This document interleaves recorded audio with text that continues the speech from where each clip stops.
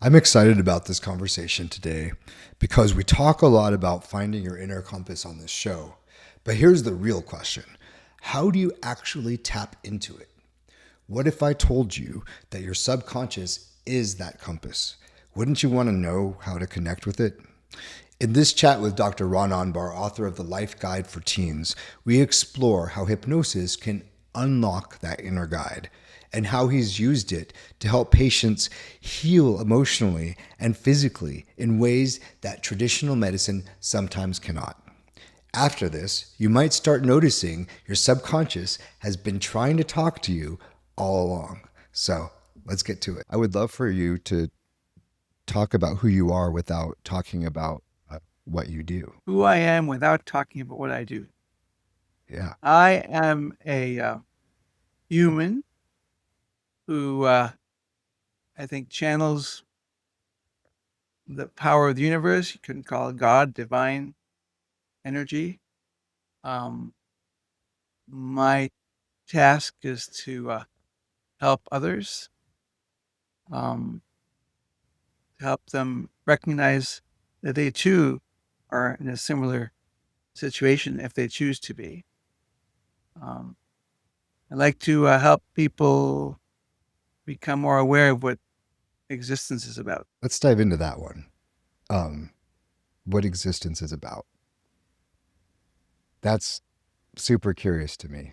What is existence about to you?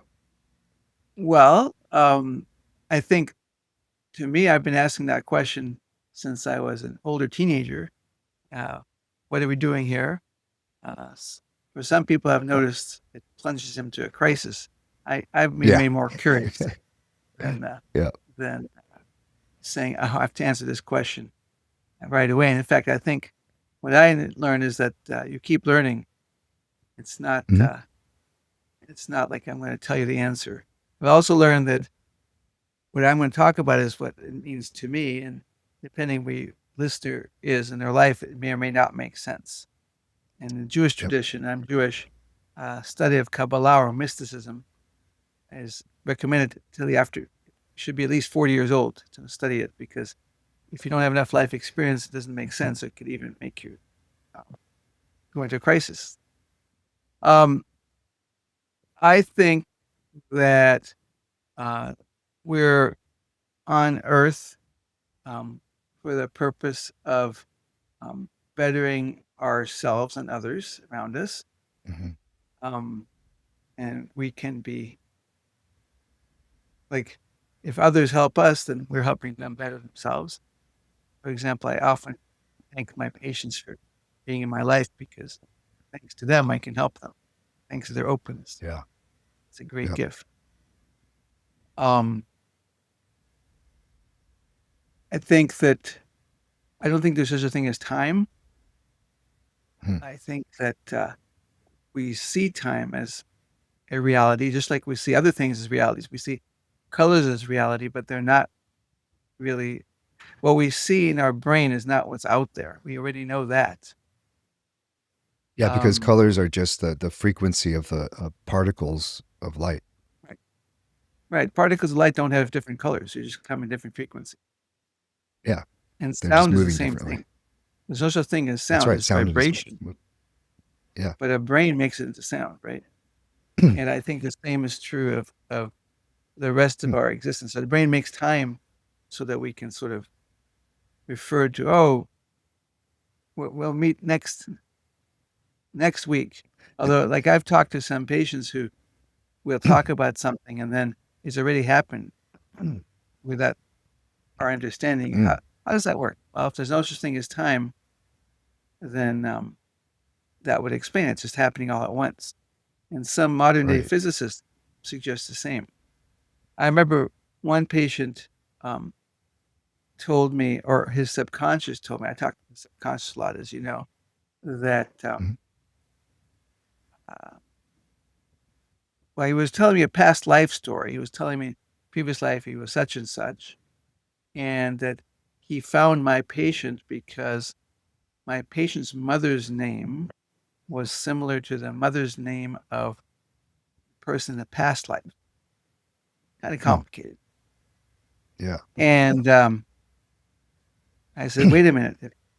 If you found this patient at the end of this life, your mother was named much earlier, this must have been planned a long time ago, or it's all happening at once. So it was one illustration that everything's happening at once. I think if you Yeah. look for it, you'll see evidence for that. Mhm. So So time is I an think illusion. time is illusion, but it's an illusion so that we can sort of make our way around this world. Yeah. Um, It's a and, practical illusion. right, as is everything else. The colors Mhm. and sounds are practical Yeah. illusions. We don't even see things that are there. There's a famous monkey business illusion where they show basketball players passing balls to one another, and the task is count the number of passes. And then a monkey man in a gorilla suit comes by and leaves, and half the people don't even see Oh. it Yep. because it Yep. disrupts their task. So we don't see the world as it is. We see it as it's useful to us to negotiate the world. Ooh, I think that's an I important like that. concept. That's we don't see the world as it is. We see it as it's useful. Right. And so again, what the purpose of existence is to carry for each other, love.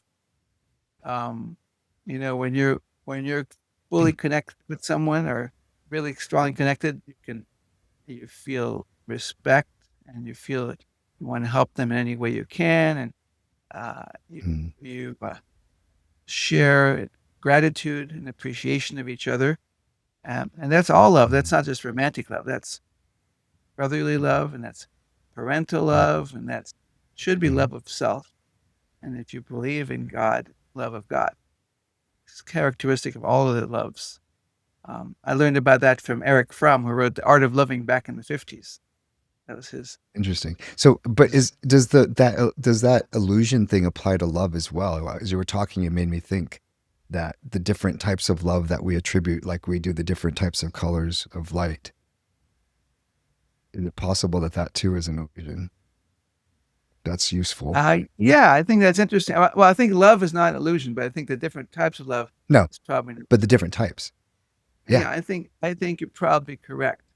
Because for a long time I struggled with the notion that I love people, and wasn't sure if I loved Hmm. God because I didn't feel the same way about God as about people. Then when I started realizing that God is within each of us, so if I love people, I love God, just the human form. When Yeah. Jesus said, "I'm the Son of God," I'm moving from Judaism to Christianity here.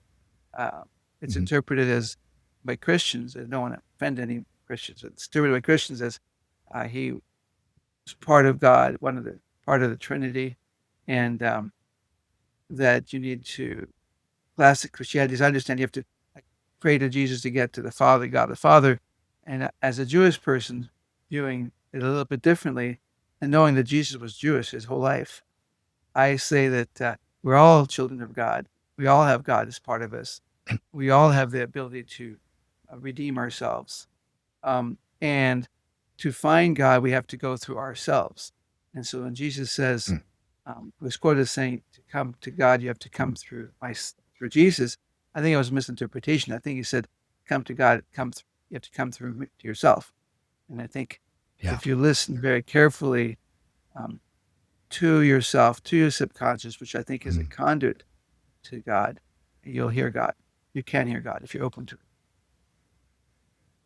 Yeah. And I think for people who don't, uh, who might be agnostic, uh, it's maybe connecting with the universe or the source, all the things that connect us all together. Um, I I love that you talked about connecting with self as that path to God, because when you were talking about us being here to be here for each other, and made me think about connection and how connection is one of, at least for me, it's also a reason for existence, right? I think that's what it is for you. I think connection to self gets lost in the conversation a lot.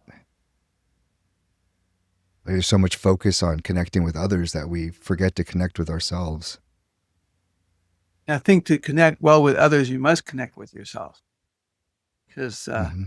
it's like how can you love someone else if you're not taking care of yourself? I talk to parents who pour their hearts out to take care of their kids, but they lose themselves as parents, and then they're Hmm. not the best parents they can be. It's true of any helping profession or helping position. So Yeah. I told you before that we went on air that I'm going to start taking Thursdays off because I realize I have to take better care of myself. I'm, Right. usually in the service of others. Um, but, I heard that from God or the subconscious or both. It's interesting. As I've come to this decision, um, I was first alerted by, I was having dizziness, elevated blood pressure, and not feeling well. And I said, so actually one of my patients, I've had some long-term patients who learned from me, sort of reflected back the words. Well, what do these symptoms tell you? What's the message?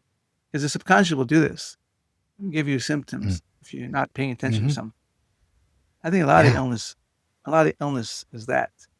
Yeah. And so last Saturday at synagogue, I got time to myself. Um, usually have a student I teach. He wasn't there, probably part of the plan. And I was thinking, what's the message? The message is I am attempting to do too much right now, to help Yeah. and help in the service of others. And I've heard this message before in my life. It's Yeah. not the first time. Um, and uh, and I heeded for a while, and then I forgot myself. Um, but it was interesting. The message kept coming. So, for example, new patient came in, and her father died of a heart attack, at the age of 50. Mm. Next patient, Mm. oh, the husband had a stroke, and I know that stress and high blood pressure. Okay, I hear it. I hear it. I went to the doctor, got a little bit of medicine, but once I deal with my stress, I think it'll reverse. But you got to take care of yourself. Absolutely. It's funny you said that because last night I was talking to one of my partners and we were going into some of their background history and how that was affecting their emotional state today. And they were getting overwhelmed and they were like, "Oh, this is too much," And he's like, "I just can't do this anymore. I'm starting to get a headache." And I said, "You're probably getting a headache because you're not facing these emotions, you're burying them down." Is that what you're talking about? How sometimes when we're not paying attention to the signal, it can start to manifest in. Right. And then you get into trouble when you try to rationalize away not attending to your emotions. So, for Mm-hmm. example, with me, cutting back um, work in a private practice where every hour I see patients, I bill, and um, my practice is not overflowing with income, because you can't bill a lot for counseling. And I don't care because as long as I can live and my family's comfortable, it doesn't matter how much money I make. But one of the concerns I've had over the past uh, few months is if I were to cut back, there's going to be less income. And Mm-hmm. um, so two things happened in that regard. One is that we finally turned the corner and made a profit last month. Yay, because I cut back on Nice, expenses. congratulations. And then the second thing is that with the conversation I had for myself, we have enough savings. I mean, I got to preserve the health, and I have a big mission to do so. I mean, it's obvious I need to cut back, and the concern that I won't have enough income was just reason not to cut back. I see that in patients all the time. They'll give reasons why they can't change. I saw a young man Hmm. this morning for the first time, and nice kid, great potential, very smart, too smart. By too smart, I mean the very smart people who are still young don't know how to deal with all the anxiety. Like, Hmm. and he was worried that he didn't know what direction he wants in life, and he said to me, "I'm worried I can't change." And I said, "Well, as a matter of fact, you can, but you have to be open to it. Sometimes Yeah, it's if you change, if you're anxious, you're worried, what will that change mean? So you give all that's these right. reasons. Oh, I don't like the doctor, or it's too far, or it's too hard, but you're not really dealing with the true Hmm. cause. What was That's right. actually interesting with this young man, I got into talking, and I asked, "What would be your one wish?" I always often ask that. Usually ask that because it sometimes tells me about the young person's state of mind. And they'll say, "I want $1 million." Okay, whatever. But sometimes they tell you something very useful, like, I need to find motivation when I don't know what direction I'm going to, which led to an interesting discussion. And I started talking to him about, well, so it's okay. I interviewed many successful people and they only figured themselves out years into, in their late 20s, early 30s. You're Mhm. just a college student. It's perfectly fine. You'll be okay. You have Mhm. all the ingredients. So he said, I never thought of it that way. This is a kid who said I can't change. So I point out to him, well, you did change. Meanwhile, his mother is saying, I want you to teach him skills to calm himself. And I explained to her, well, the symptom, the anxiety is not the problem. The problem is Mhm. what's causing the anxiety. If I were just to teach him tools to deal with it, it's as good as the doctor gives you Xanax or something. You haven't solved anything. Treating the symptoms, not the cause. Right. And that's pervasive in Western medicine. So not just Hmm. psychological symptoms, but physical symptoms. Oh, you have a headache, let me give you a pill for that. Stomach ache, Yeah. pill it, rather than why you're having the headache. And so I like to look at things much more holistically, and people heal. I saw another patient recently.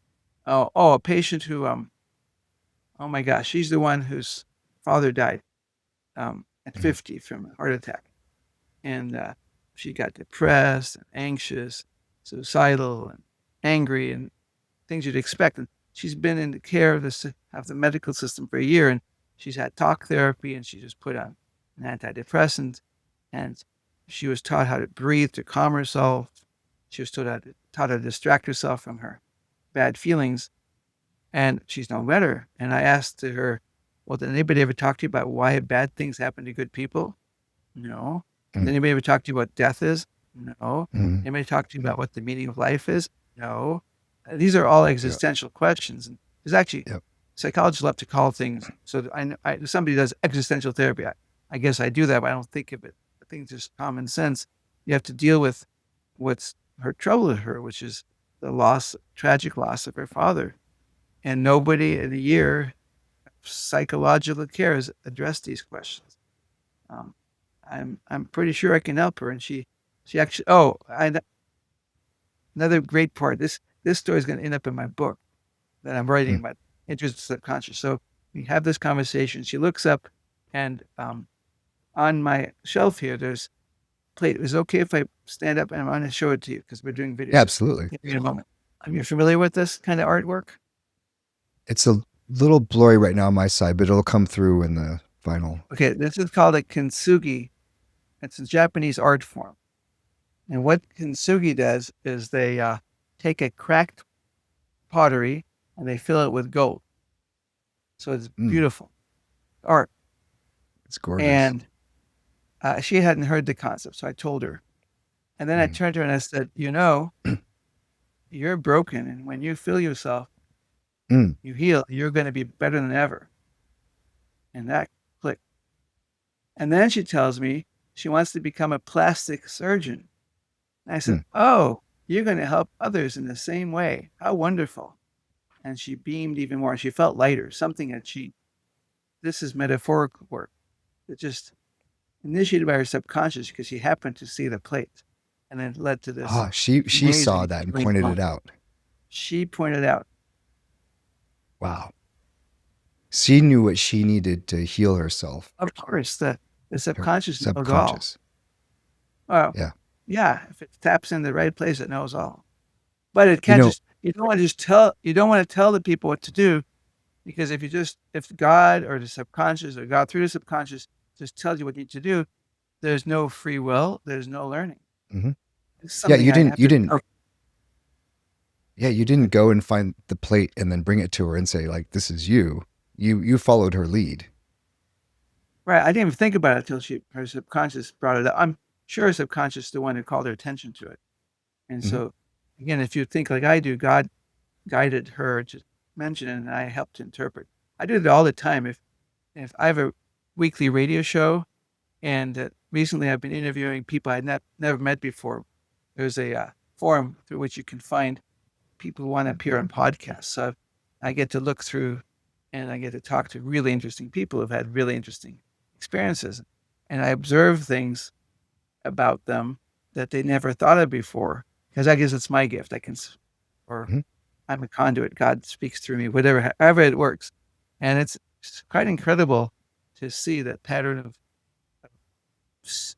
secrets out there. You just have to open your eyes, and everybody can learn to do this. I have an 11-year-old boy who I met when he was 9, patient. Um, he saw a woman in his room that was there, but she wasn't there. So it's Mhm. what psychiatrists call hallucination. But that's so pejorative, hallucination. I think Mhm. of hallucinations as another realm because remember, most of us don't see what the world is really like. I think people who see hallucinations, many of them are just able to see things that the rest of us don't. The reason I think Mhm. that is because when you talk to them in detail, they're all they're together. It's not a psychotic type of thought. They make sense. You just have to talk to them. So when I first met him, I said, "Okay, um, you got a gift. And he calmed right down. And I've since followed him every 2 or 3 weeks, and he comes up with all sorts of amazing stories. I said, oh, great thing. Thank you for sharing. He's taught me a lot. So at the age of 11, he made a girlfriend. I thought that was really young, 11. All he's very Yeah. precocious. And then 3 months later, she dies crossing the street. A car runs over her. Mm. And how awful and tragic. And I'm saying, well, maybe that's why he had a girlfriend that age, because so she could experience it. I don't know. And then he comes to see me 2 days later to schedule an appointment, and he tells me what happened. I'm unhappy for him, unhappy period. And then but he's okay. He's already talking to her through hypnosis. Mm. He knows she's all right. Very calm because we talked about it for a couple of years. He's only 11, right? Yeah. Um, so it's been another year since then, and he's doing very well. He told me he saw monarch butterflies, and he asked his subconscious. It told him that that's his girlfriend coming to check on him, make sure he's all right, and Mm. bring him happiness. The girlfriend's father sees the monarch butterflies. That's really beautiful. And she tells me a story.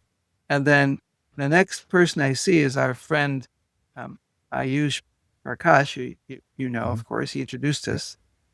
And he I'm telling him about the subconscious, and he's learning about the subconscious the way I teach it for the first time. And a monarch butterfly flies by my window. And I said, I've never seen a monarch butterfly here. And then I've seen a monarch butterfly only one more time. That was the next week when I was speaking with Ayush. Only him. Now, if you're skeptical, you'll say this is an example of confirmation bias. The Oh, yeah. monarchs are out this time of year, but Yeah. the timing is kind of strange. So then the 12-year-old now, the boy who lost his girlfriend, is traveling to the East Coast, and he tells his mother, "I don't know if my girlfriend is here because I know monarchs on the East Coast." And as soon as he says that, a red dragonfly lands on him, and he says, Mm. "Oh, my girlfriend is here."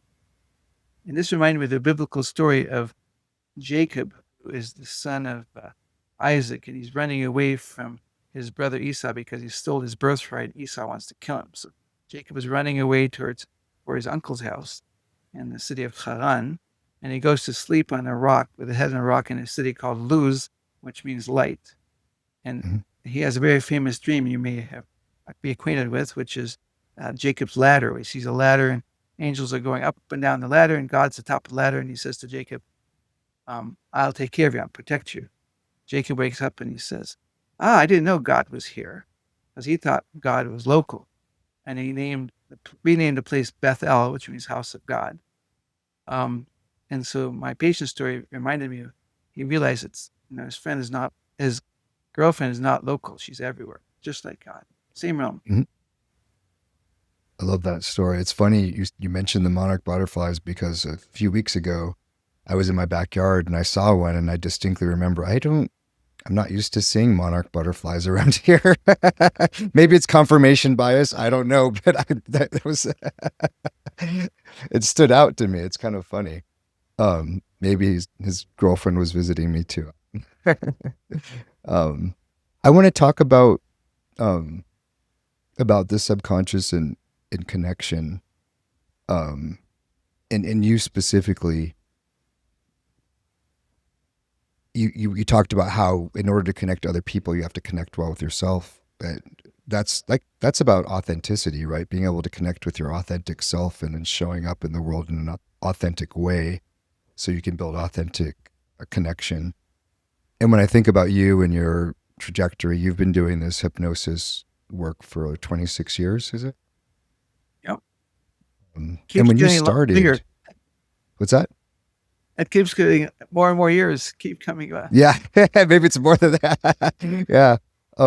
But when you started, it you probably before you started, you probably didn't have in your head, this is what I'm going to be doing with my life, right? At some point, you know, and it's not something that society says, oh, this is what you go and do. So you probably had to break some molds to do that. Is that right? Yeah. So I was just talking to that 18-year-old who's so confused about what he's going to do in his life. I Mm-hmm. said, I was confused. I had no idea. I think if you're smart and have many abilities, it's even more confusing, Yeah, right? Because you have many directions to go. totally. So in college, I started out as a psychology major because that seemed like fun. But Mm-hmm. again, no disrespect, but it's really easy. And psych is, to my mind, pretty common sense. Sorry, if people don't agree with me. So I then took on a biology major, and still not knowing what I wanted to do. And then I got involved in a school newspaper. I did a lot of journalism. I had a lot of fun doing that. Mm-hmm. And then I got involved with the Union of Jewish Students, in part because I had evangelical Christian friends who were asking, "Why are you Jewish?" And I had no idea. So I figured that out, part of my education. And so I went into medicine because I actually didn't know what I wanted to do. And I decided I'd do an economics major too and go for 5 years so I could be the chief editor of the newspaper. 'Cause I don't know what I'm going to do. And then I lost the election to be the editor in chief, Mm. and I was not happy. But in retrospect, that's exactly Did you what's demand supposed a to recount? happen. Well, those days it was paper ballots. It was okay. Yeah. Uh, so I said, I don't want to go 5 years. Talked to a friend of mine who said, what about medicine? I said, yuck, blood and gore. And I don't like pre-meds because they are kind of cutthroat. And um, he said you could get used to the blood and gore. And I realized, yeah, I guess I could because I worked with squirrel monkeys in the summer after my freshman year. In a research lab, we were studying the effects of microwave radiation on pregnant squirrel monkeys. This was back in the 70s when microwaves just came out. Wanted to make sure you weren't Mhm. harming pregnant women. Yep. And squirrel monkeys smell really bad. Uh, but in the summer, I couldn't smell them because I got used to it. That's called Mhm. desensitization. Yeah. So I thought, okay, I can get used to the blood and gore. Um, and I said, okay, I'll go to medical school. That was the decision. Like, I still hated blood draws, but like in medical school, we had to practice blood drawing, and he showed I wouldn't let my friend draw blood on me, but he was kind enough to let me practice on him. Yeah. Um, so I can understand my needle phobia patients very well, although Mhm. I got past it. Um, so yeah, so I had all these interests, and I had no idea that 20 years later I'll combine them into one career, which is a hypnosis career, because it's psychology, it's biology. I write a lot, and it's very spiritual. And I see biblical stories all the time. In the book I'm writing, there'll be at least, I think, 10 Bible stories that I Mm. have come to life as an illustration of what I'm seeing. with my patients. Um, and recently, as I'm writing the book, I'm getting more and more new stories, like the one I told you, and Mhm. even fresher ones. Um, it's incredible. And so to me, it all makes sense because I'm supposed to write the book. I'm supposed to teach other people. And so the God or the universe sends me illustrations so I can add them in. Mhm. So you were, how did you get to this point where you realized you could bring all of these things that you were good at and passionate about together to do this? And did you face any sort of resistance, like maybe even within yourself or with other people, to go down that path? Well, so I went with the flow. Um, and I teach my patients, and I think that I did the same. You go with the universe takes you, but then you have to steer the ship. Mm. So I started out So in ride medicine with the wanting, currents, but you still have to have your hands on the wheel. yes, get ditched on the side of the river. Mm. Um, so I started out doing research, and I didn't particularly like that. And my boss was not understanding why I wanted to work with people. So left that first job and went to another job, which was nice. I was a assistant lung doctor for kids, working with kids with cystic fibrosis, which is it, in my book. I talk about how cystic fibrosis, which is a genetic disease that kills you at a young age, although we've done much better in the recent years. When I started working with these kids with this illness, they would die in their late teens, early 20s. Now they're up, people living into their 50s, 60s, and 70s. It's a totally different illness. Um, so I wanted to find a cure for CF. That was my first goal. But to do that, you have to do lab 24/7. I like people, so work with patients. And then the hospital closed, so I was pushed out, and I Mm. went to Syracuse, where I was the director of a CF center and doing research for 21 years. And then I fell into hypnosis with a particular patient who was very allergic to milk products Was this and told Paul me when in your book? this is Paul, right, from the book. So he told me when he smells cheeseburger, he develops asthma attacks. And when I asked him to imagine eating a cheeseburger, he developed a breathing problem. I said, "You're kidding." No, I couldn't breathe. And I said, "Wait a minute, you can think your way into illness. Can you think your way out?" That was my introduction. And So I said, "Okay." he would just think of the cheeseburger and he'd get the Yep. He thought of eating it, which he couldn't out of do it. eating it. And that's not an unusual response. You'll find out if you read about allergies. If you're allergic to something and you think you've been exposed, you'll get a reaction. It's really, really interesting. If you're allergic, Mm. let's say you're allergic to cat, Yeah. and you go into hypnosis. Hypnosis is a state of mind where your conscious mind sort of takes a back seat, sort of Mm. follow either the instructions you might give yourself or therapist's instructions.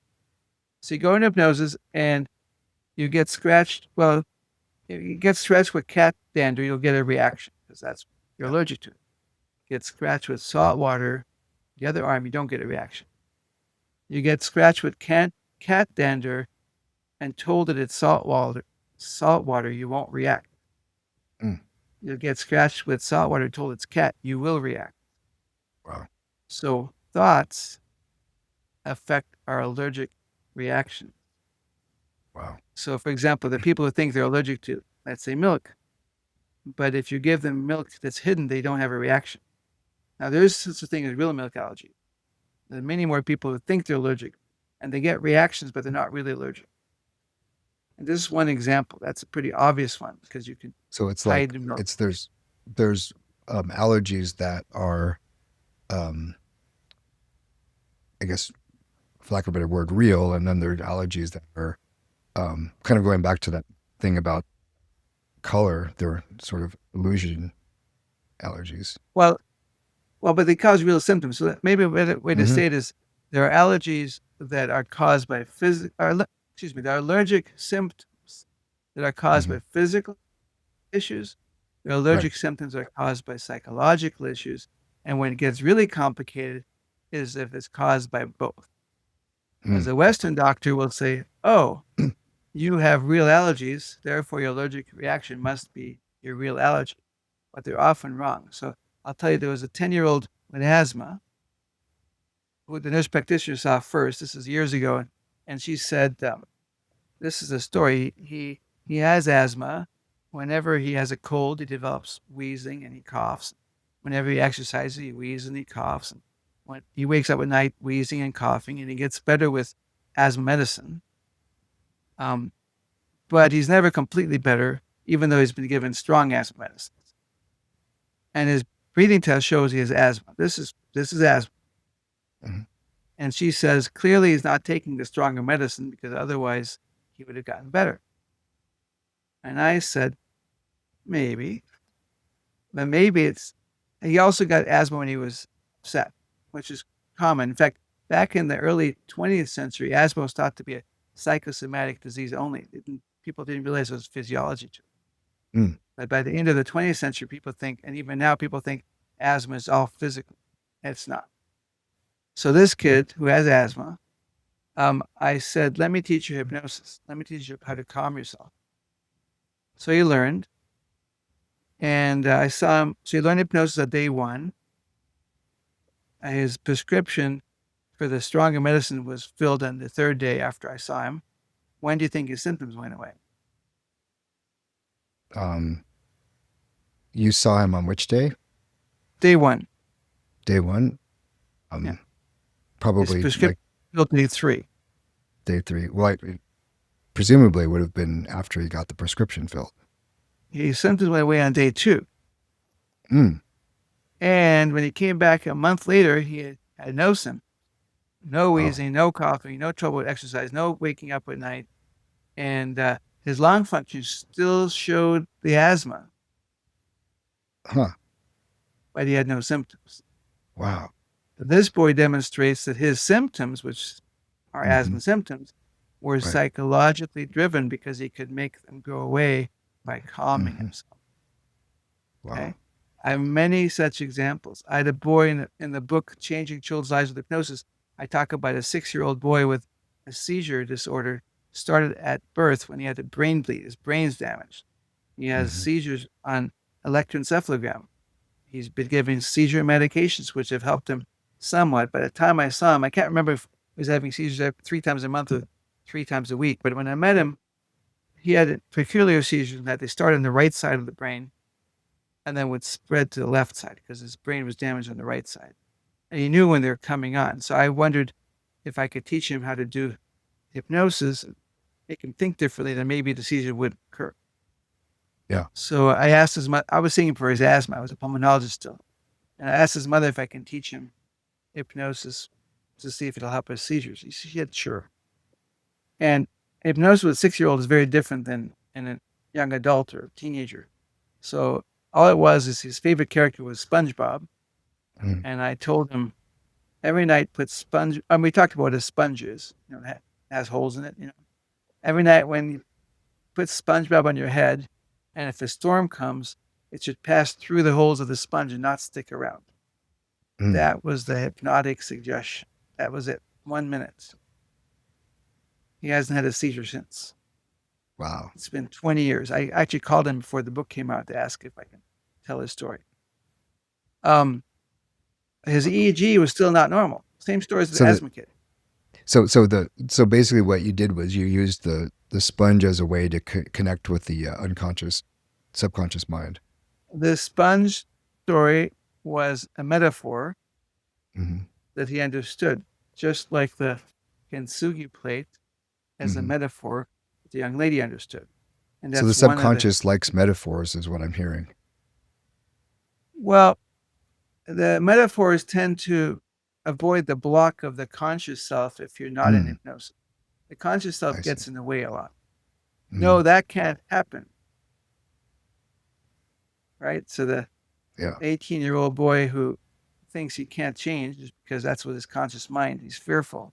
That becomes his reality. And so I have to help break down his barriers and say, but with a metaphor, it could be easier. I haven't found, no metaphor came to mind with him yet, but like with the girl, the very first encounter, well, our subconscious helped me. She was in a much worse shape, and I think she's already on the way to being healed.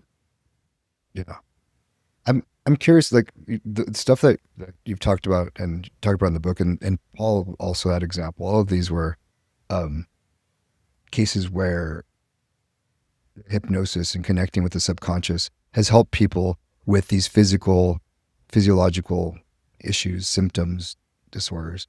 Um, I'm interested in have you seen success with yourself and other people using it to get to these sort of self-limiting beliefs, these shadow beliefs that hold people back psychologically and in their life, Sure, all connecting the time.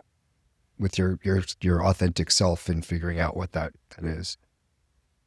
All the time. That's a lot of the problem. A lot of things, the therapy is stuck because of the self-limiting belief, and you have to like help people open their minds to the idea they can change. Mm-hmm. If you're devoutly religious and you say God can do anything and believe that, that can become your reality. You don't have to be religious at all. You can just, recognize that people's minds are powerful, and many people are open to it. The people who tend to be most resistant to the idea that they can change is the ones who are afraid of change, Mm-hmm. either Of because course. it's unknown, Mm-hmm. either because they think they might fail, their symptom might have prevented them from moving forward, but they have this big fear of failure.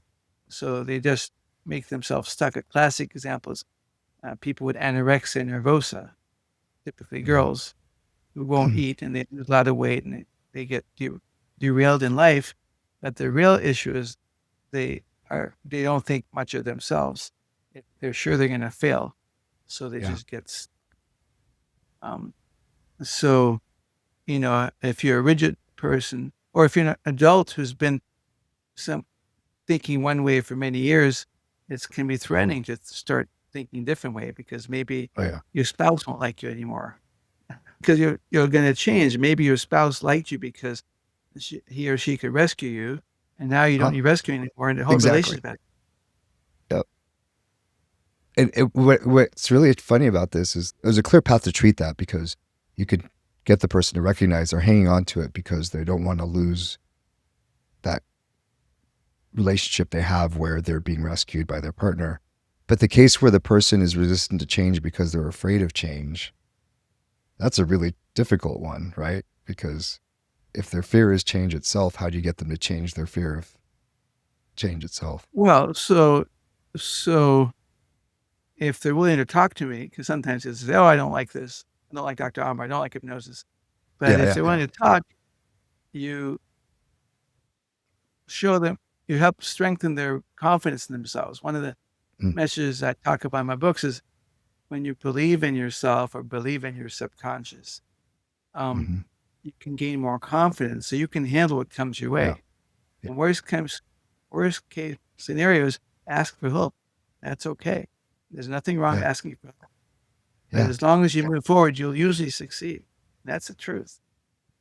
You know, I've been seeing that because a couple of weeks ago you introduced me to a little bit of this and showed me how to have that conversation. And you're right. It's like there's an extra, it's almost like you have an extra person on your side that you didn't realize that you did this whole time to tap into. But it's part of you. It's not a separate person. It's part of you. It does feel like you're not alone. At least it does for me. Well, it's part of you, but it also has abilities conscious you doesn't have, including to connect to beyond if you're ready for that. Which is why So it feels like it's bigger than you. it is bigger than you. It's wiser than you. Mm-hmm. It's more knowledgeable, depending on how your subconscious feels. It may endorse having lived multiple lives. Mm-hmm. Has a lot of wisdom. And in Yeah. my next book that we'll talk about when it comes out in 3 years, I'm going to report more about what I've learned from different subconsciouses because I talked to thousands, interacted with thousands. And by the way, um, unfortunately, this is like news to most people. Very few psychologists do hypnosis. And of those who Mm-hmm. do hypnosis, very few interact with this subconscious through like body, like finger motion, just Mm, answering yes and no questions. And even, mhm, and I read about that in a book, and I did that with my first patient, Paul, with whom I learned about hypnosis. And I got tired of asking yes, no questions after about 5 minutes. And I said, "Would you talk to me?" And he subconsciously said, "Yes." So then we had a verbal conversation. Not everybody can do that, but Paul could. And he was my teacher. Um, and that's when I learned the subconscious can be so much more than just yes, no, or people have psychologists have limiting beliefs about the subconscious. Freud thought the subconscious was all about sexual matters, and Jung didn't believe that. And Jung, who was his student, Carl Jung, talked about the collective unconscious, that we all share somehow genetically similar understandings called archetypes. Um, I don't actually agree with that. I think, well, but Jung was interesting. He had a lot of paranormal experiences. He saw ghosts and evidence of ghosts and stuff, but didn't explain how it happened. Just noted, and he developed a lot of his ideas about the subconscious when he had what we call a psychotic break. He went elsewhere. I don't think psychotic breaks are, well, they're not usual, but I don't think it means you're crazy. It means you're having a different kind of experience. And I did have a couple of times when I talked to people who could have been labeled psychotic, but they make sense within their own realm. Just have to understand. Don't say it's crazy. That's not real. Just got to listen, and you can actually guide them through it without medications or hospitalizations or pathologizing them. I think mhm, oftentimes psychiatry, um, not just psychiatry, well, in mental health, psychiatry really hurts people by labeling them as mhm. abnormal and you need medications. But we do that in regular medicine too. Yeah. I remember, um, 17 years ago, I developed borderline diabetes, and the doctor said, "Well, I'll give you insulin shots and medicines, and you go to the ophthalmologist, kidney doctor, make sure you'll be okay. And if you're more overweight, you'd be a candidate for bariatric surgery, Mhm. which is surgery to prevent you from eating so much." And I said, "Weight loss will fix this?" He said, "Yeah, all right, I'll do that." And then I lost 70 pounds because I knew how to sort of talk to myself. Yeah. And I didn't have diabetes, and I no longer had high cholesterol, and a lot of things improved. And I wish doctors would be able to tell their patients, "Hey, you need to really change your life. This is a signal, right?" But Mhm. most doctors say, "Well, just take care of you." And the patient, "Give me a pill. I don't want to make the effort Right. to Because change." change feels too insurmountable for them. That's some of the fiction we have about ourselves. Mhm. Um, I'm super curious how your discovery of hypnosis working with Paul, how it sh- impacted your connection with yourself and your understanding of like who you are and your place in this world. Because I would imagine it probably had a huge impact on that. It did, but again, it's a process. So Yeah, it doesn't happen overnight. yeah, um, I I thought it was really cool that the mind is that powerful. Mhm. Um, I I can't visualize well. I can't do hypnosis well myself. It's interesting, but I Mm. can hear my conscious Oh, so really you well. can't do the chalkboard hypnosis that you and I I did.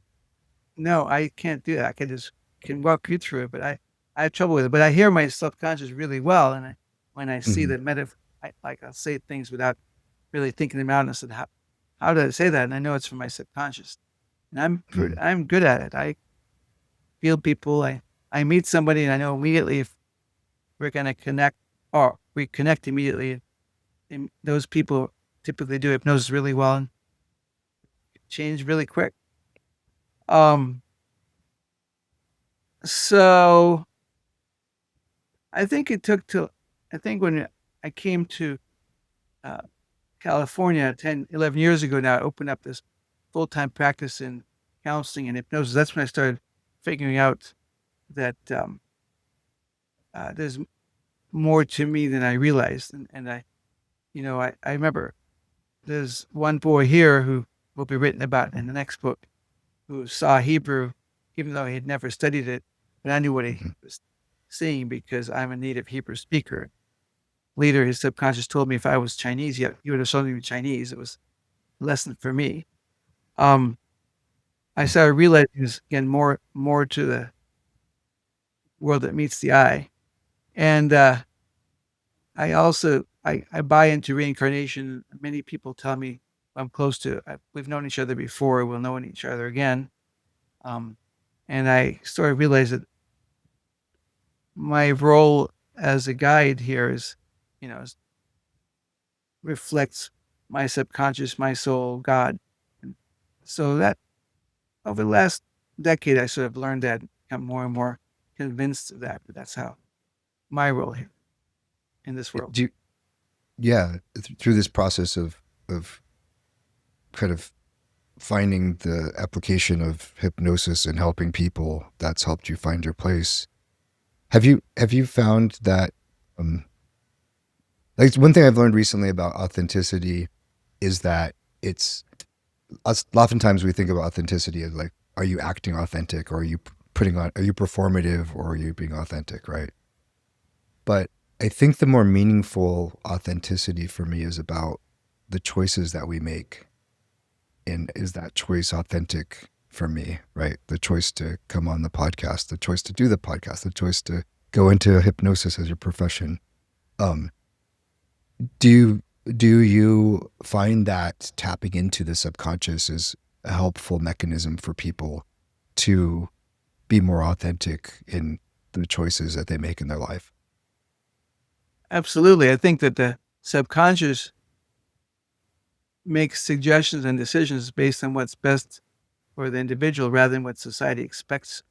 Mm, And yeah. so, yeah, I think you often hear the subconscious guiding. And again, I think it is part of you, but I think it extends beyond. Hmm. Um, But it's just sorry, I want to pause there.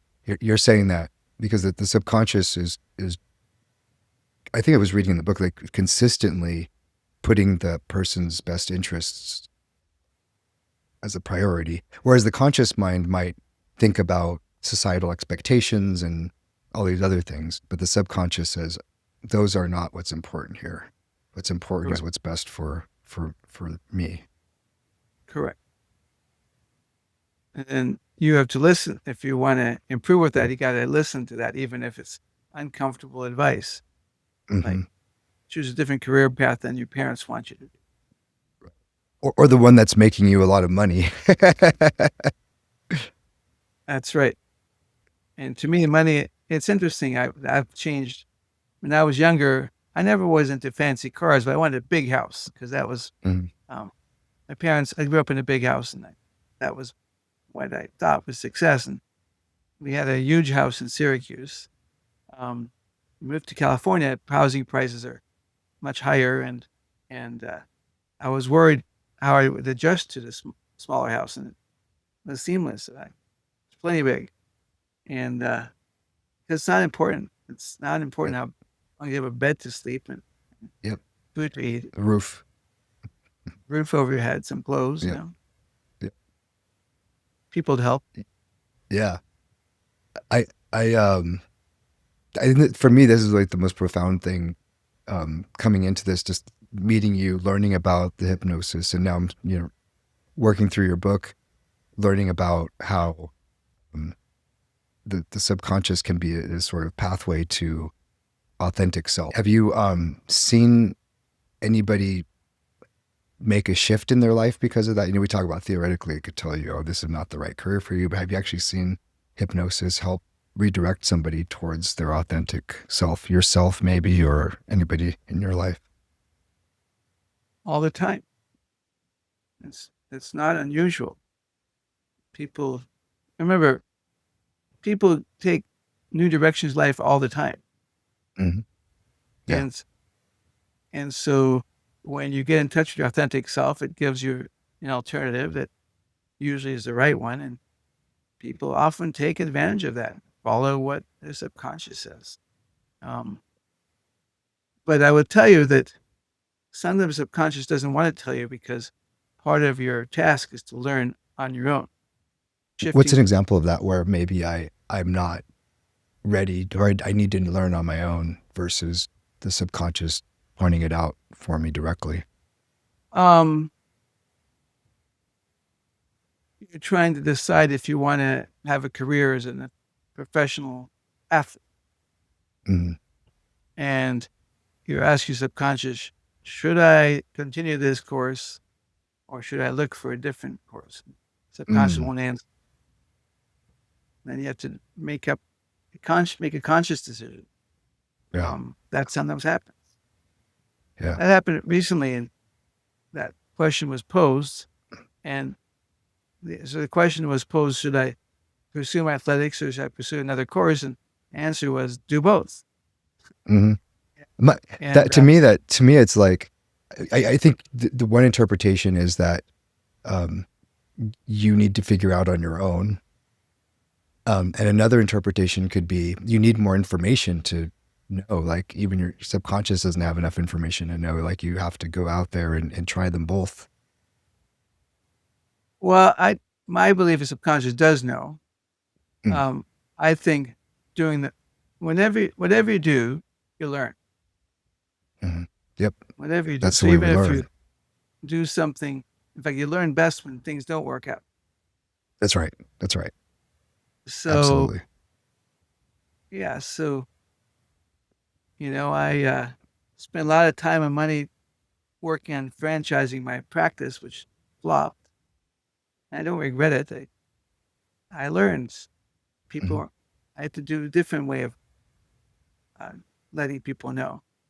Hmm. Um, I had a business manager over the practice early on that did not do a good job, and I'm not the greatest businessman because I'm not cutthroat or I'm not like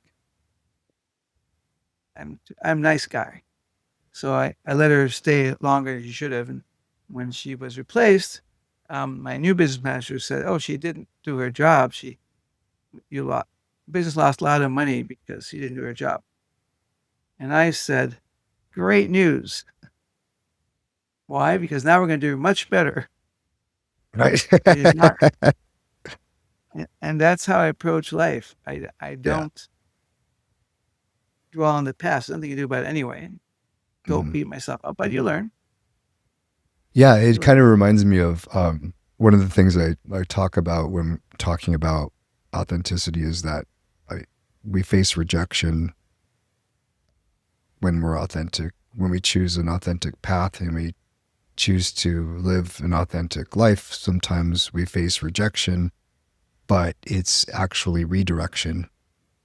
And like in the case of the franchise attempt that you made, that was a redirection Mm. for you. Um, have you have you found that engaging with your subconscious has helped you with this um, dealing with rejection, or what is your approach with managing it? Because I think everybody has a different relationship with it. Well, to me, rejection is just, as you said, a redirection. It's okay. It's not supposed to work this way. That's okay. Hmm. I might be disappointed, but then off I go. Benjamin Franklin said it when one door closes, another opens. But some people spend so much time looking longingly at the closed door, they miss the open door. Right. Yeah. I, Yeah. and when I get rejected, I learned I just look for the open door. It's always there. Just look for it. I learned that pretty early on. I wanted to go to Stanford University for college and got rejected. So I went to UCSD and I had a great experience. I Hmm. wanted to go to Harvard Medical School, got rejected, and went to University of Chicago and wanted to go to Children's Hospital of Boston, got rejected. Went to Massachusetts General Hospital. Each time I got rejected, I went to the exactly right place. It's all right, whatever.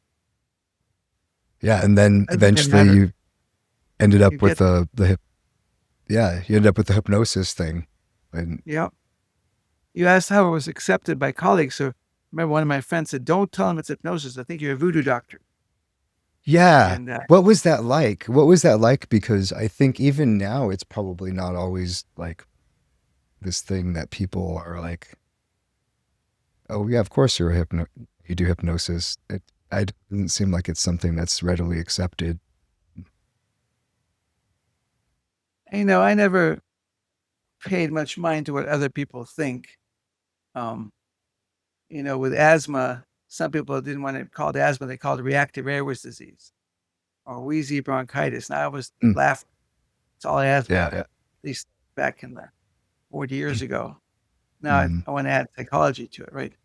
Um, I think you call a spade, and you teach people about it. I'll tell you, the book "Changing Children's Lives with Hypnosis" did not sell as well. I'm convinced because of the word in big print, hypnosis. hypnosis. Yeah. My initial idea was the book should be called "A Journey to the Center," which is now the subtitle, and Hmm. and then "Changing Children's Lives with Hypnosis." But the publisher wanted people to know what the book was about, so put hypnosis big letters. And like I did some book signings, and when people said hypnosis, ooh, and they walked away. They didn't want to hear me. So Yeah. there is a negative connotation. That's one of the problems with hypnosis. So my Yeah. second book, I left hypnosis off the cover, Yep. and it's a very bright cover. And I do a book signing. Oh, I want to know my life. People come up to talk Yeah. about it. So I've Yeah. learned about marketing. Yeah. Because you're selling them on the benefit as opposed to the approach. Correct. I'm giving you a life guide. Correct.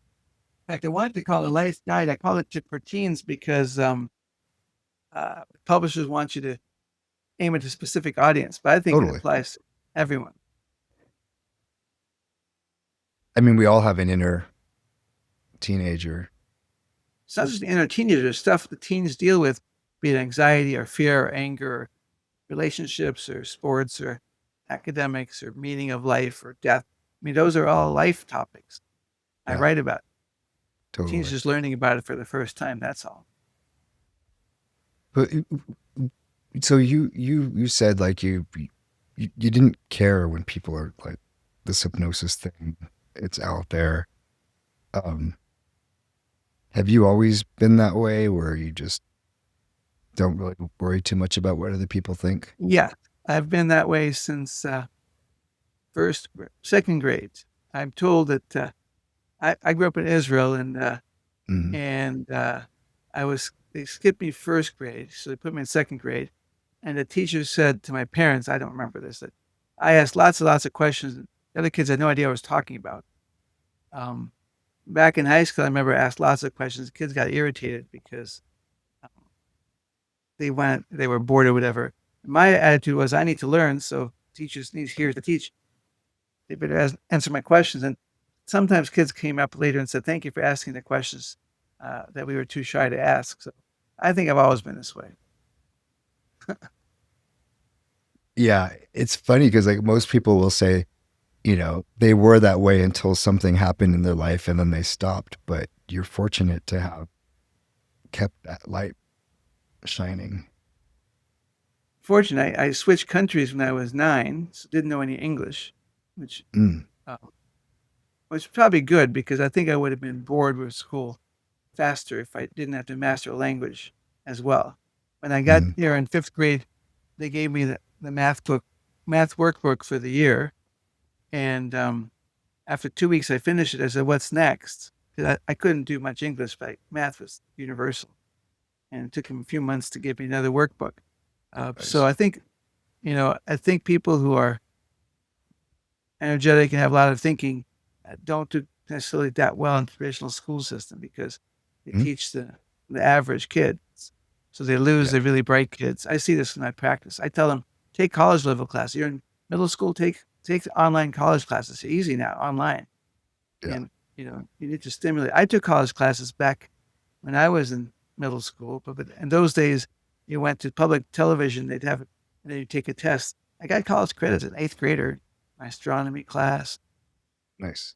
an English class, English college level English class.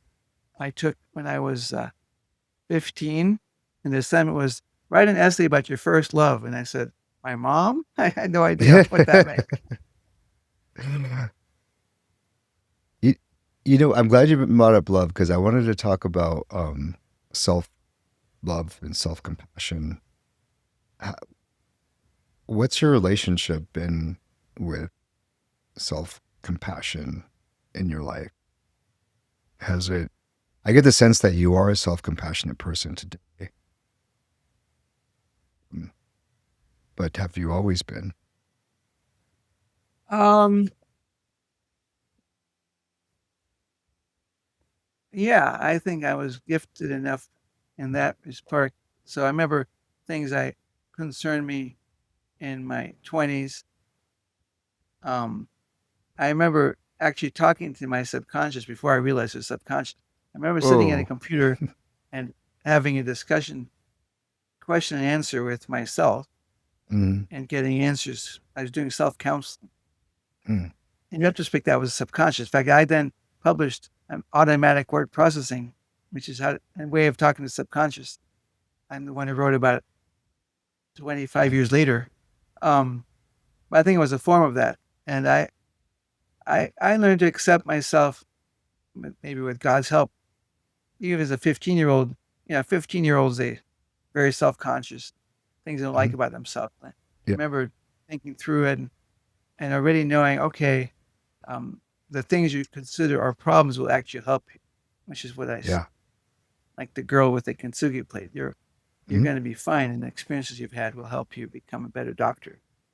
Um, my mother tells a story. I actually kind of remember this. I was in Tel Aviv in Israel when I was 7 or 8, and this man was selling wild birds he had caught. And I asked for my allowance, and I bought 2 of them, and then I set them free because they need to be free. yeah. And I didn't question it. Just so I think I had this pretty early on. Do you think that because you've had that relationship with your subconscious, even when you weren't necessarily conscious that you were, um, has helped you to be a more self-compassionate person? I guess what I'm trying to get to is can connecting with somebody's self-conscious help them with self-acceptance and self-compassion? Because it's something that Sure. we all struggle with. Yeah, that's the message. You'll hear that message from subconscious all the time. You're you're good. You're fine. You can improve. Saying you're fine doesn't mean you can't improve, but I Mm, believe in you. I before moving to San Diego from Syracuse, I was concerned because um, I was opening a new venture, a private practice. I'd never done that. Kind of scary. mm, yeah. You don't have a guaranteed salary and all that. And Mhm, my wife said, "You'll be fine. You always land on your feet." I said, "Yeah, but this is different. This is new." And she had actually more faith in me than I conscious me had. She gave me a quote that said, "Leap and the net shall appear." It's a nice quote. "Leap and the net mm, shall appear." I don't know who said that originally. Um, but I guess at that time I could have. Well, I did listen to my subconscious. I wanted, I tried to work for a hospital. They wouldn't have me. He says, "Okay, we'll do a private practice." And I guess the anxiety was, it's going to work or not. And mm. now I would even tell myself, "Yeah, you'll be fine." Even now, so I've told you I'm cutting back on my work hours. What'll happen? I'll be fine. It'll Yeah. work out. One way or Yeah, the that's other, that we'll figure it out. self-confidence piece, being confident Self-confidence or trust in the universe, trust in mhm, how life's supposed to work. that things will unfold the way that they're supposed to. Mhm. That's correct. Yeah. When you went to write the first book, was that one of those moments of jump and the net shall appear? Not so much that. I wrote the first draft of the first book 3 years after learning about hypnosis. So 25 years ago, I wrote the first draft. And actually, the publisher was willing to publish it. Oh, I was willing to publish a book about hypnosis, but they wanted me to write. Publisher wanted me to write a how to do it, and there's plenty of how Mm, to do hypnosis books out there. So wasn't interested. And I shelved it for nearly 20 years, and then wow. in 2016 or seven, Because I guess you 20. told the publisher you weren't going to change what you were going to write because you were Right. I want to yeah. tell it my the story the way I want to tell my story. Yeah. Um, but I've been learning that you have to really. cater to the publisher. I've learned a lot more about publishing. So around 2016, when I started having some really amazing experiences, like Christian Boy Saw Hebrew that I interpreted, I mentioned earlier, um, I wanted to tell a story. It became more compelling. More, I felt more compelled to tell a story because I was having experiences with hypnosis that other people had never reported. So Mm, I wanted to tell a story out. So I decided, I don't know how this dawned on me to get a co-writer, initially ghostwriter, but I acknowledge her. Janet Murphy is my co-writer, mm, and I found her kind of serendipitously, surprise, um, and um, she wasn't even looking to find another book project, but we sort of, it's a whole story how we got together. And so she really liked the idea of hypnosis, didn't know much about it, which I liked because she could look at it from a naive eyes or mm, young child's eyes, mm. um, rather than I've already done 20 years at that point.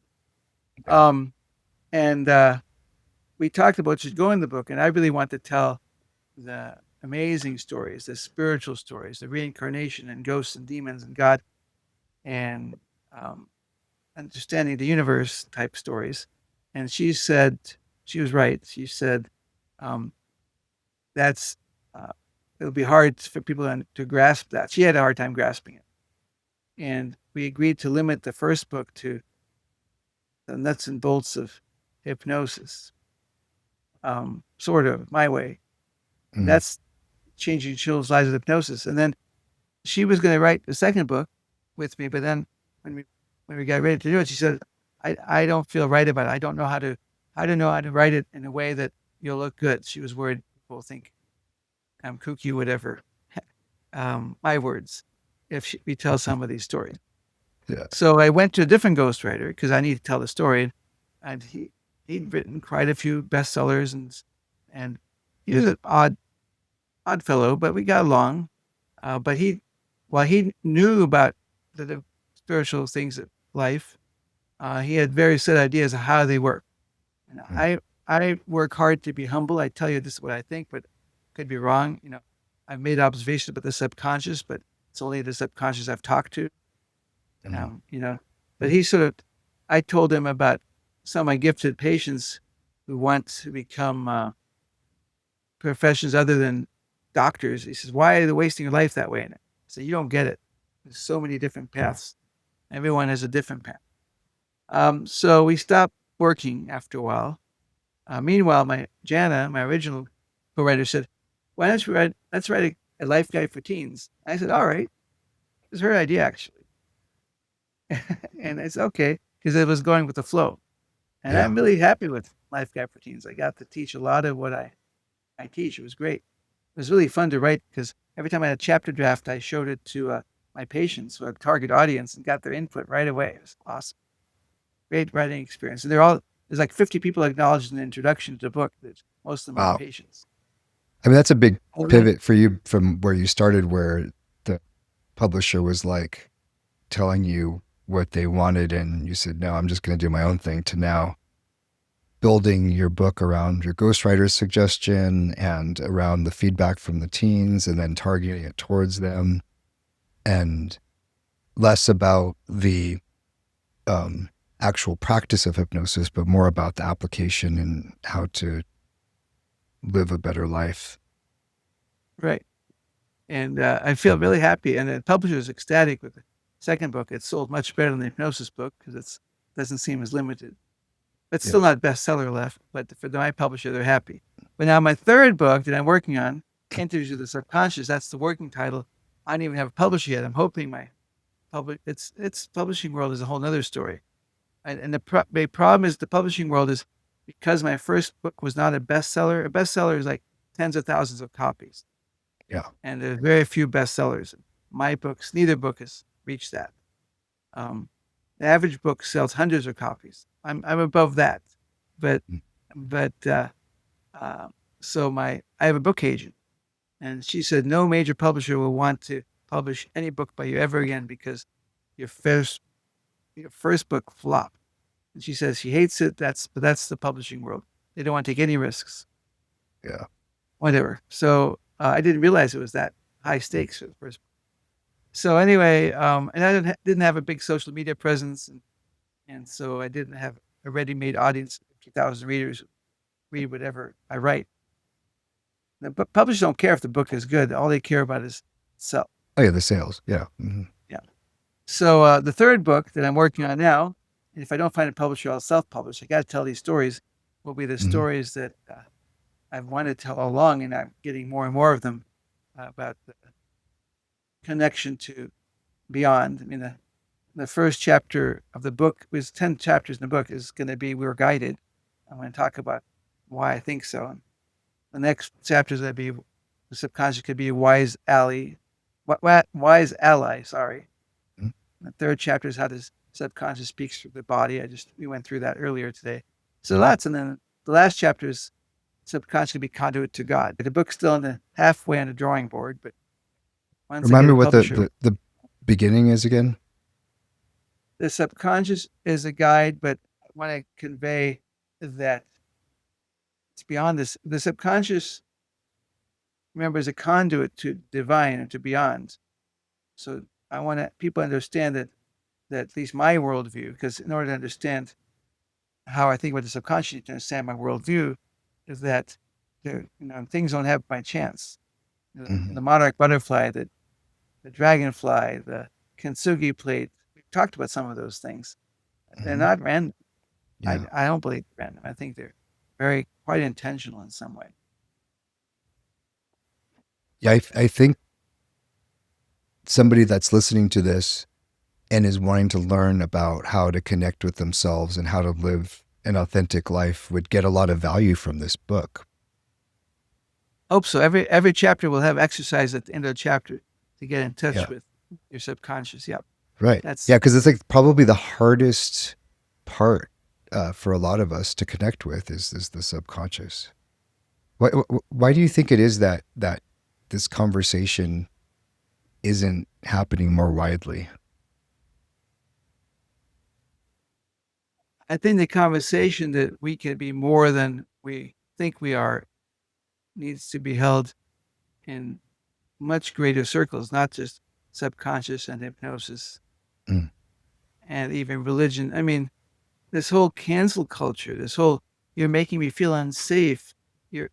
You're saying I'm powerless. I can't protect myself. I mean, it's ridiculous, of course. Yeah. But we've raised a society where people think we have to wait for somebody else to solve things for us, or if Hmm. something is wrong, it's somebody else's fault. It's we raise a life where and parents are very anxious, so they teach their kids to be anxious. You Hmm. can't parents will come into my office and start telling me the kid's story. I said, no, I don't want to hear from you. I want to hear from the child. You can tell me later what you think, but let the Right. child tell their own story because Yeah. that's how you learn to stand up for yourself. And these Hmm. parents are so worried the child will do something wrong or get hurt that they overprotect, and The they helicopter end up parenting. right. There's even bulldozer parents where they clear the obstacles. The child never faces any obstacles, which is Right. not real life. In fact, Yeah. real life is about learning how to deal with obstacles. Yeah. And so, you know, Ayush and I are working on it, writing a chapter together about how AI affects children or potentially can affect Mm. children.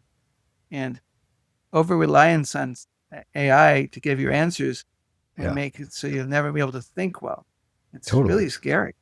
Well, I think I'm afraid that after this conversation, it's going to push people even further away from their subconscious, right?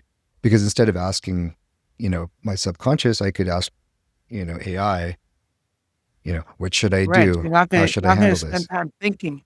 Right. You're not gonna spend time thinking for yourself.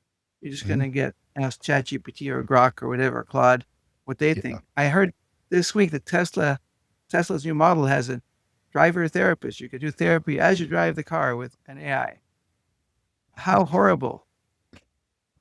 Instead of driving and Yeah. thinking to yourself, how do I get past my angst, my Hmm. anxiety? You ask Grok, wherever your AI is, and they tell you Yeah. this is what you can do, and you don't even think for yourself anymore. I also heard, I don't know if you heard this, Tinder, people find somebody on Tinder they like, and then they have ChatGPT write a text to the other Right. person, ask ChatGPT to Uh, reply. Yeah. We are devolving.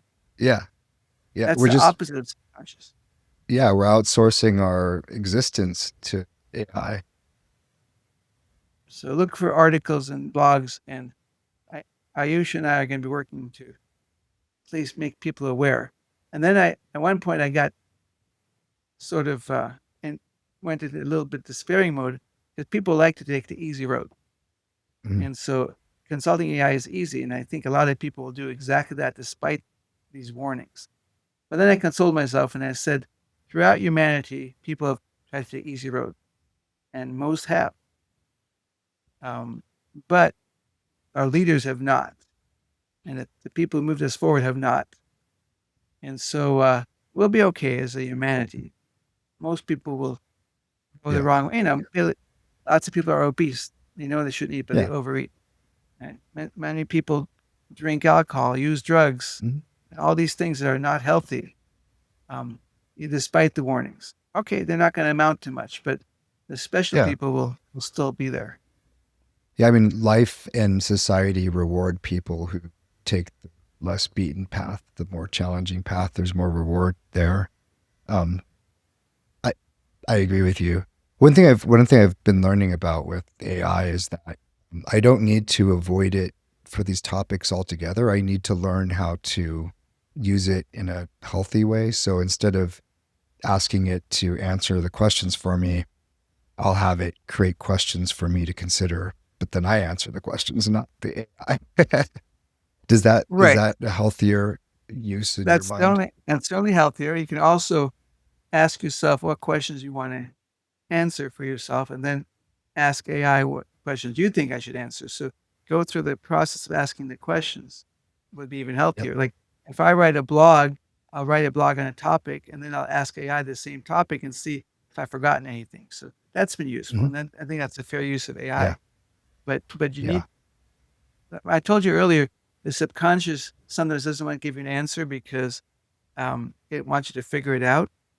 AI Yeah. will have no such concern for you. They'll just tell That's you the right. answer. Oh yeah. Yeah. So Even be if it doesn't careful, know the answer. even if it doesn't know. But it's going to get better. I'm not so the Yeah. misinformation. Well, there's bias. I mean, you already have bias in AI. Um, but even if in a perfect system, perfect answer, you got to be really careful how you use it. Yeah. Absolutely. The school Um, systems contribute to this problem because they they focus on testing you on general knowledge, not understanding. So if mhm. you know what year America was discovered, okay, then you get points. And of Yeah. course, AI can tell you much easier than recalling it. But if you want to understand, why did Christopher Columbus get paid to move on? If you want to understand better, you have to understand. You can't just, it's not just facts.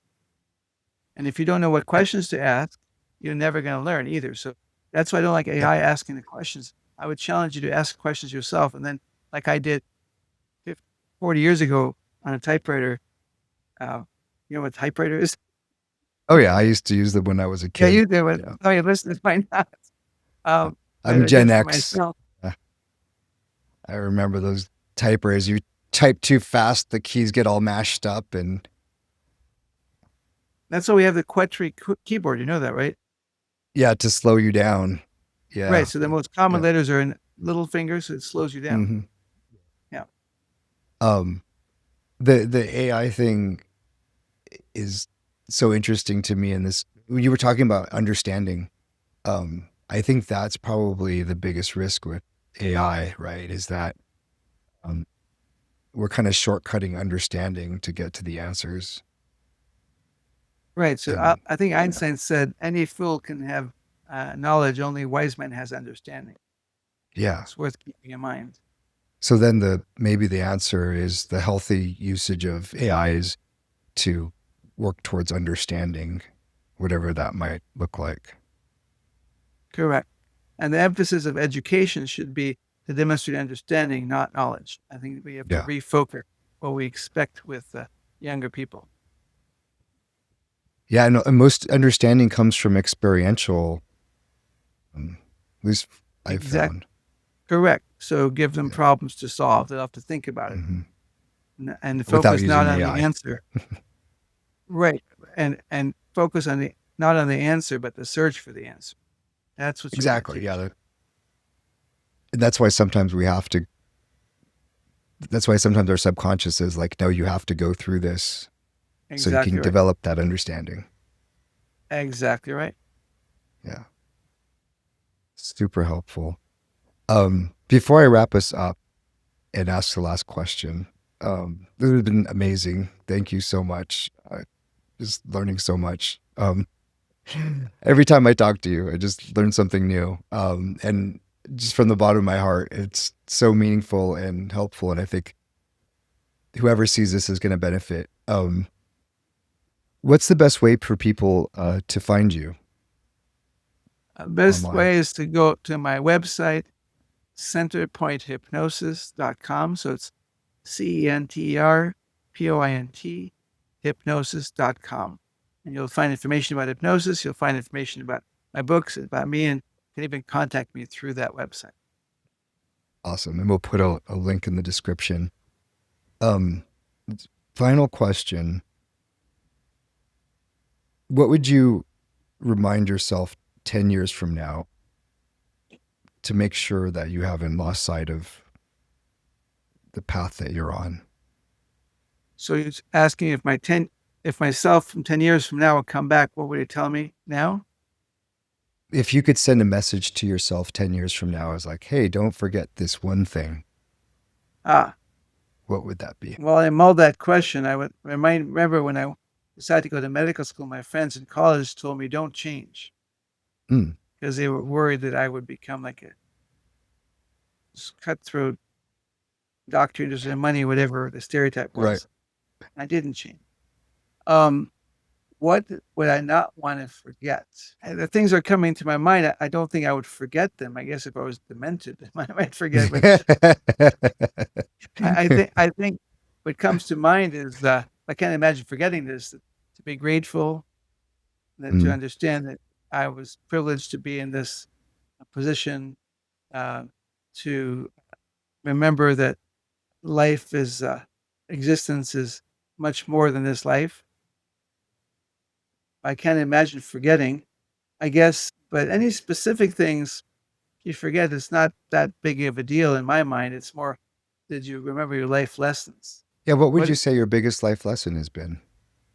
my biggest life lesson is what we started off the show with was our existence about, which is to be to be kind and loving of each other as part of the greater universe.